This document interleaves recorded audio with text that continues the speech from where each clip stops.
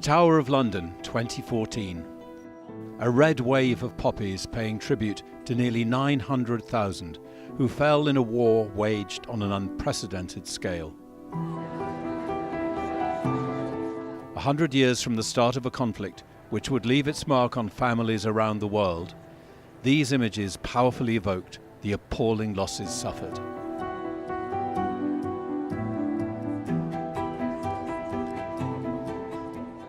I'm Sebastian Faulks. For the last 4 years, I've seen the public take part in some spectacular commemorations. But what of the future? How do we make sure that these terrible events continue to be remembered and, as far as possible, understood? As the centenary period draws to a close, the charity Remembered has launched with 3 important aims: to commemorate, to educate, and to heal.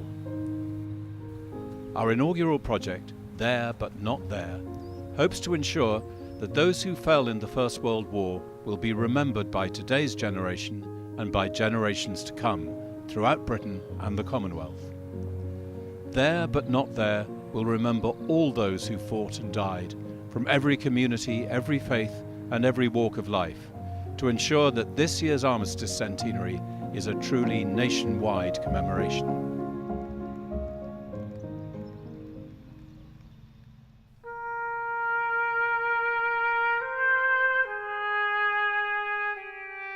Throughout 2018, we want you to help us bring the fallen home. These silhouettes will form part of a nationwide installation.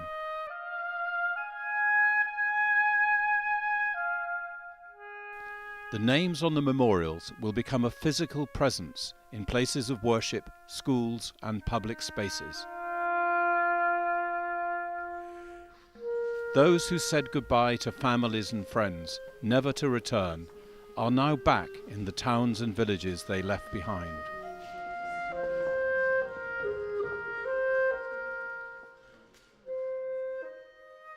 A lasting act of remembrance as we look beyond the centenary commemorations. There's 750,000 British soldiers died during the First World War. 750,000. Those who survived the First World War are gone.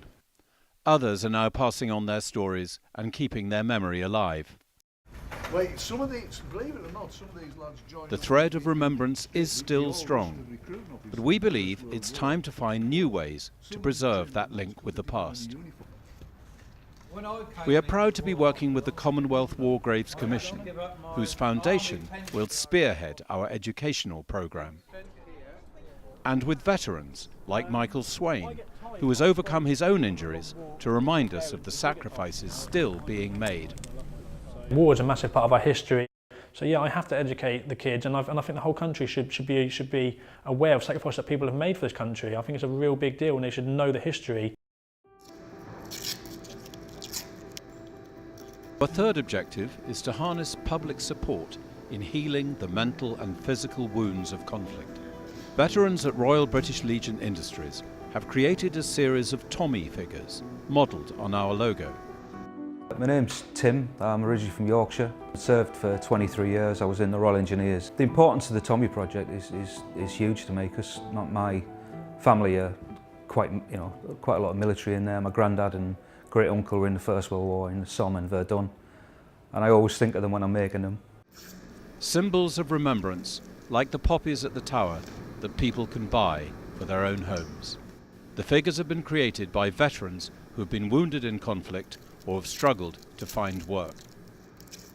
I joined the 1st Battalion Welsh Guards, 1977. I served in Northern Ireland, Germany, the Falklands. Making the Tommy here and getting ex-forces involved, not only will it benefit us, it'll benefit people with mental health issues, soldiers, ex-forces who have got disabilities.